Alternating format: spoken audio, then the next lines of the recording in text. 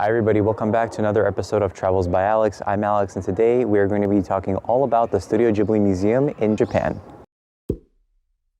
Welcome to the Studio Ghibli Museum here in Tokyo, Japan.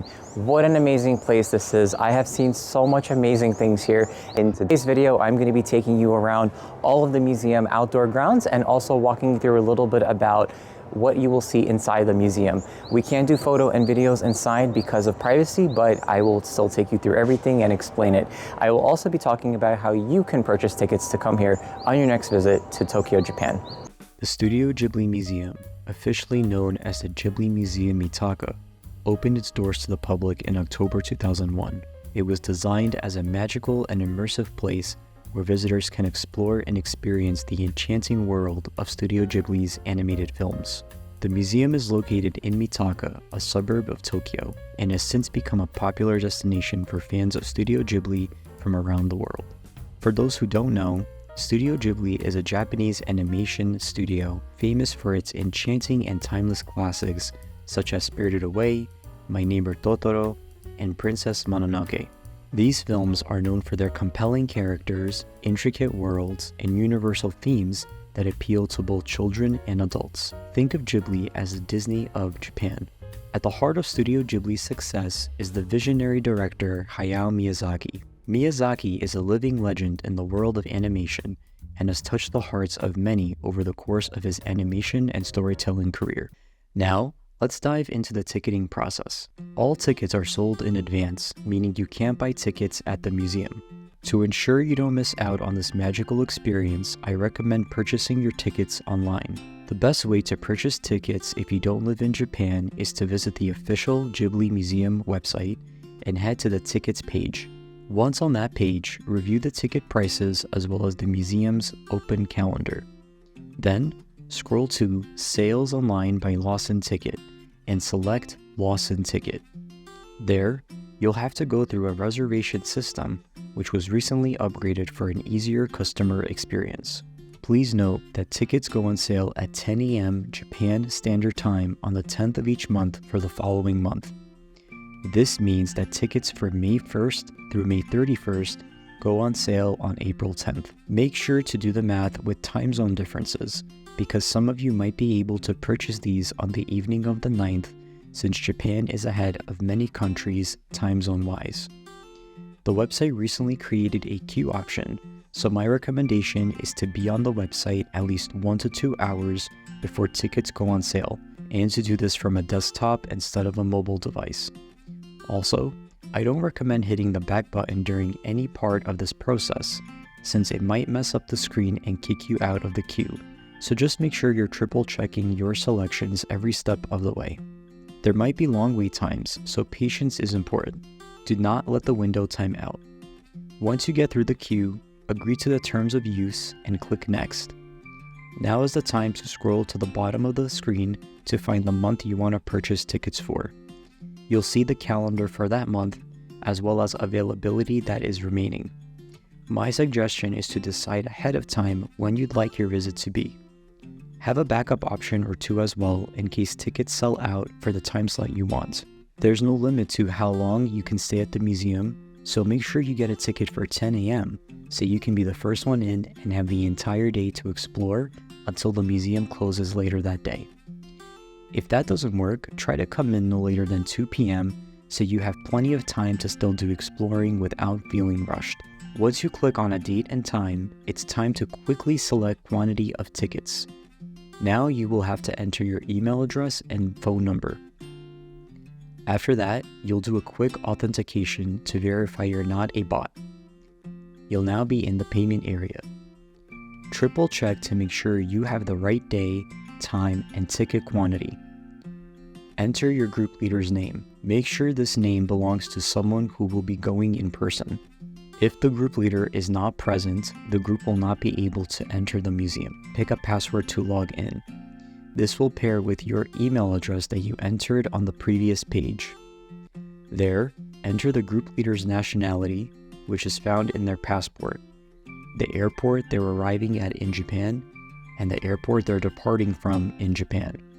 So make sure you have all this info in their passport or yours, next to you before purchasing these tickets so you don't lose time. You'll then be taken to the review page where you'll review all the info you just entered, followed by an option to make your purchase. Enter your credit card info and click the purchase button. Congratulations, you were able to buy tickets to the Ghibli Museum. You can always access your ticket by logging in with your email address and password you created during checkout. I highly recommend printing a copy of your ticket and saving a copy to your phone as well.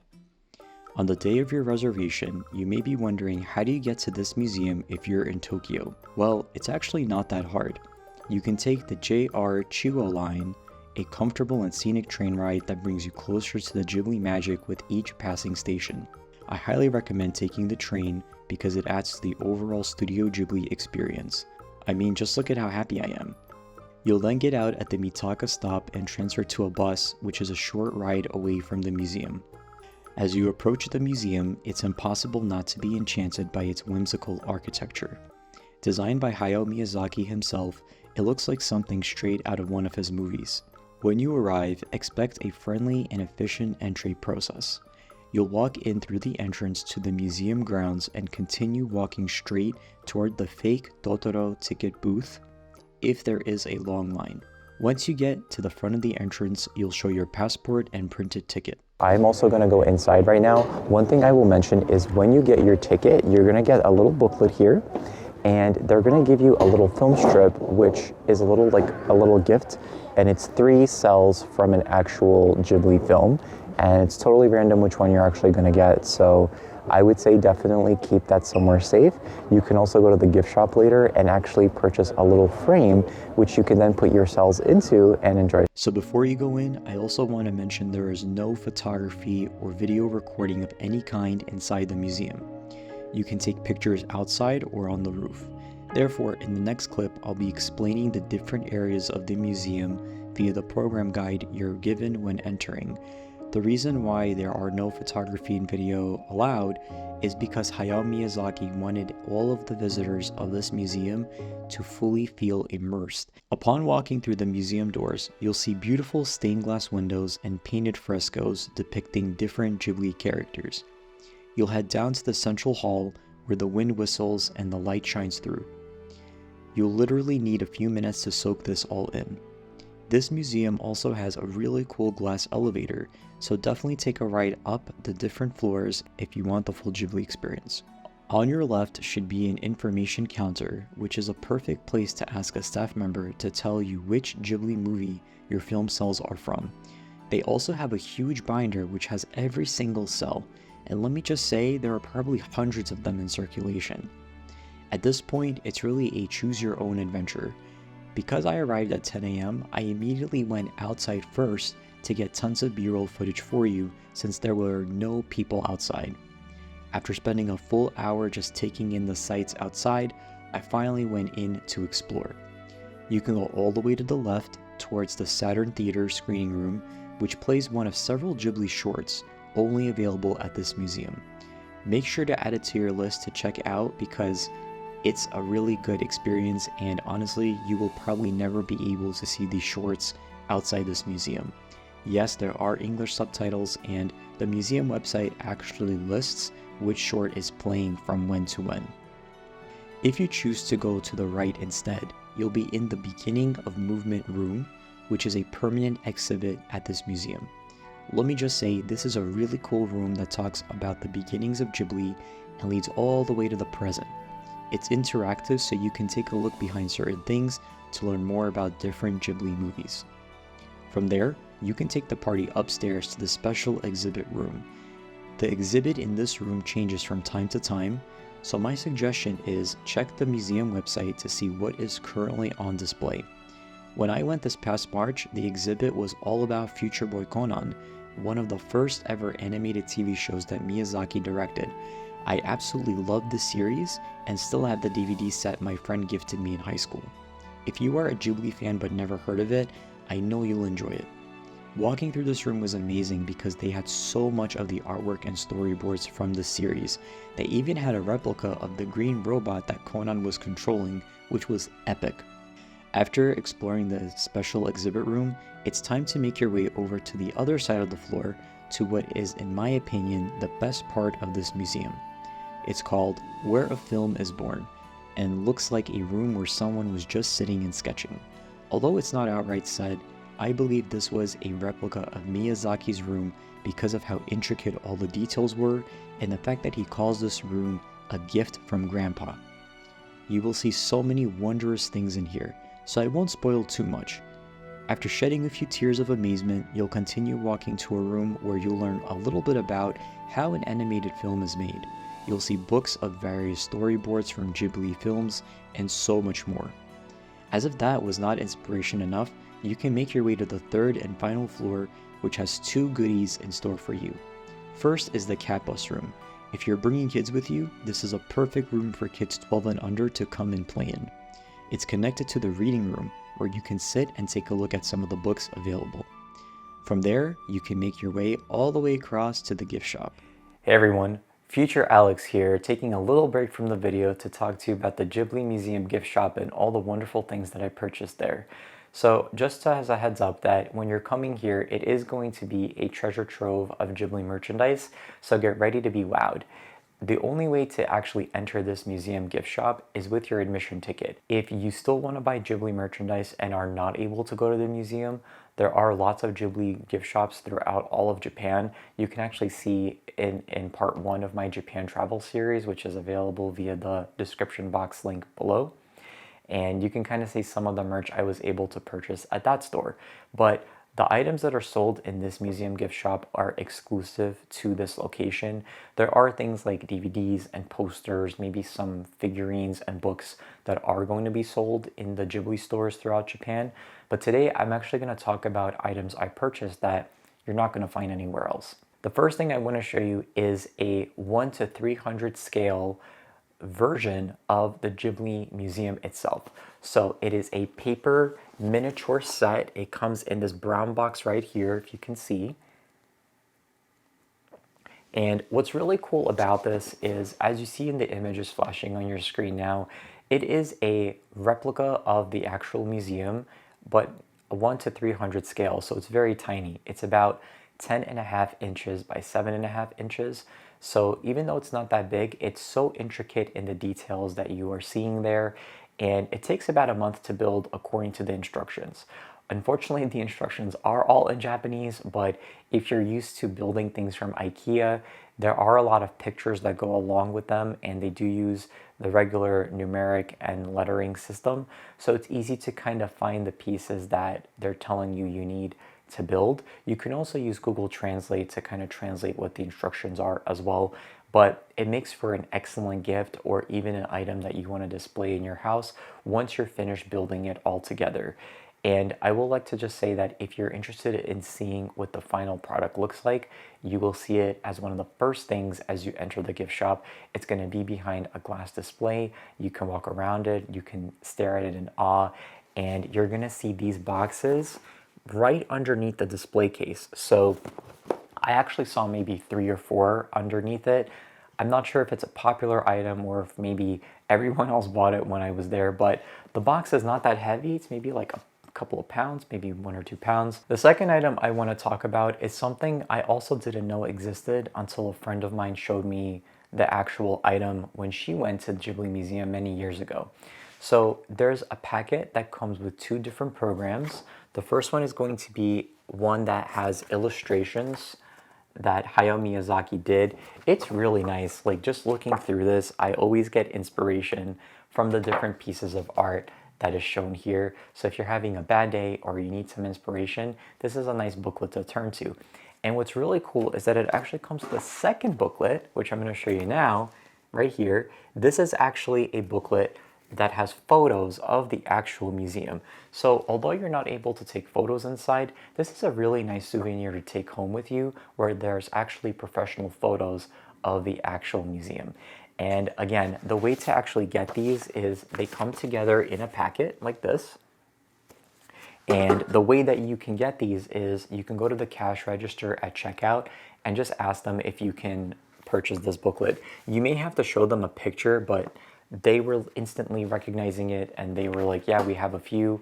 They showed it to me behind them. They were like, this is how much it costs. I was like, that's fine. That's a good affordable price. So make sure you definitely take a look at it and purchase it if you're able to. Oh, and I think I forgot to mention actually for this item here, I think it's around $150 to $200 US. It's, I think, maybe around 20,000 yen if I'm not mistaken. There are versions of this also available on eBay. Some people have purchased it in the past or maybe didn't want it. So check out eBay too if you can't wait to go to the museum and you want to build it now. Obviously it's going to be more marked up, but I feel like the price doesn't beat building this beautiful model of the Ghibli Museum. All right, but also going back to these booklets, the other cool thing that comes with these is going to be a map of the museum itself. So if you remember when you got your programs, which I showed you earlier in this video, the map of the museum, it comes rolled up in a little thing like this. So what I love about this is it's free from what they told me, and it comes packaged with these booklets. So again, I recommend it. I think it's a really nice gift, and it's something to look back on if you ever want to see photos of the Ghibli Museum. All right, so the next item I want to talk about are the Ghibli Museum Crest cookies. Just take a look at this. It's a beautiful, nice tin can. You have really nice artwork on the front and the back, and it comes with many different cookies, as you can see on your screen now. This is a photo that I took of it when I opened it. Obviously, I have since gobbled up all the cookies, but it's just nice to have this tin can here, right? Because you can keep it also on display. You can just enjoy taking a look at it or gifting it to someone. The next item I want to talk about is something I had mentioned earlier in this video, and that is the film strip magnifier. So can everyone see that? This is basically what you can put your film strip ticket into, so you can take a look at each cell in a magnified way. It costs, I believe, 440 yen, so pretty affordable, but it's a really nice souvenir. I actually keep it in this plastic still just because I don't want it to get messed up or dusty, but I have looked at my film strip a few times here, and it's just a really nice little piece of memorabilia to have, which again isn't really available in any other Ghibli gift store because they don't give out those film strip tickets. The next items that I want to show are little pins that I bought. So one of them is going to be of Future Boy Conan. So as you all know, Future Boy Conan is the current exhibit that's at the Ghibli Museum, and I'm a huge fan of this little kid. Let me tell you, when I watched this show in high school, my friend got me the DVDs. I was instantly amazed by this great animation and storytelling and sort of what the world was imagined to look like, I think 30 years from when they were actually designing it. So definitely nice to have this little memorabilia. I also got another pin of the Baron from Whisper of the Heart. Can you guys see this? Let me zoom in right there. He's just so dapper. I mean, just look at his really cool suit. He's got the hat, he's got the cane. He's honestly like $1,000,000. So if you've ever watched Whisper of the Heart, you'll know exactly where this is from. So definitely take a look around the museum. There are lots of little pins like this that I haven't seen in any of the other Ghibli shops. And I went to visit one in each city I visited in Japan, all the way from Tokyo to Hiroshima to Osaka, Kyoto, etc. These are just really cool items to have. So I hope that this kind of helps you understand a little bit about some of the cool items at this museum. And if you have any other questions, leave them in the comment section below and I'll try my best to answer them. But right now, let's go back to the past me who is still at the museum enjoying himself. We're gonna now take a little trip up to the rooftop to see the robot statue from Laputa Castle in the Sky. I'm here on the outside terrace now, but that's where you go all the way up to the roof and you get to take a photo with the robot. So let's go inside. Walking up to the roof felt like I was in a Ghibli movie. The garden is a serene escape from the bustling city.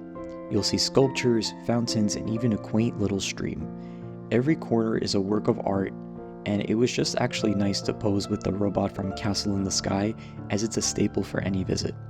It's not that big of a space to roam, but it's still a fun thing to experience. You can even look down towards the entrance and see people coming in. Honestly, definitely make sure you do not miss this part of the trip because it is so fun. Now, let's satisfy our hunger. The museum offers a delightful dining experience at the Straw Hat Cafe, a place where you can enjoy delicious food and immerse yourself in the Ghibli atmosphere. They offer both indoor and outdoor dining, but there is usually a long wait to get in, So my suggestion is to go early. All right, so I am here now at the Ghibli Cafe. We just got something light to eat because we're also trying to go to another little cafe here that sells these little puffs inspired by Totoro. So let me show you quickly what I have. I got the minestrone soup, some hot tea, and of course this delicious looking dessert, chocolate pancake crepe or something with banana.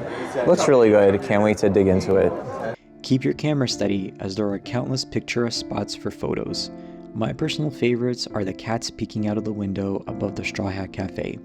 There are tons of other cool little things to see as you walk around the museum grounds, so definitely make sure you absorb it all in. I hope you enjoyed this little walkthrough and just learning a little bit more about this beautiful museum in Tokyo. This has been the best museum I visited so far anywhere in the world. I think I'm biased because I love Ghibli so much, but I actually even teared up like going through Miyazaki's personal room and how he put together all his stories and going through storyboards. So if you're able to make it here, I definitely recommend it. Come early in the morning at 10 a.m. if you can and spend the whole day here. There's so much that you can do in this tiny little museum because there's so many opportunities for imaginations to grow big and go wild. If you have any questions about anything I covered, please leave them below. And also don't forget to give this video a thumbs up, leave a comment below, and subscribe to this channel if you haven't already. There's also the notification bell that you can click so that way you're notified every single time a new video is posted to this channel. Thank you again so much for watching, and I can't wait to see you on the next adventure.